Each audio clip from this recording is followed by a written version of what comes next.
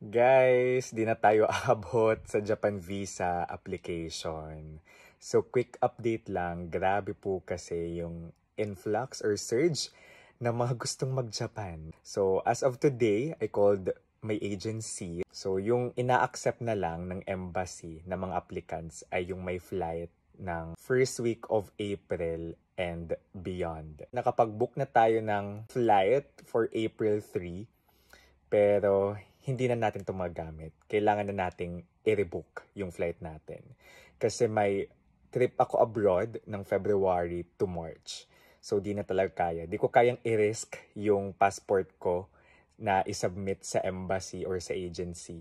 Kasi baka hindi ko na makuha at hindi pa tayo matuloy sa flight natin na sure na sure na. So yun guys, kung kayo ay may trip to Japan ng April, i-apply nyo na.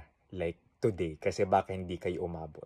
14K yung flight na yon. Gusto ko talagang makakita ng cherry blossoms. Lahat gustong makakita ng cherry blossoms. Kaya grabe po yung surge ng applicants. Good luck kung kayo guys ay magja-Japan or mag-travel in the Philippines or anywhere in the world.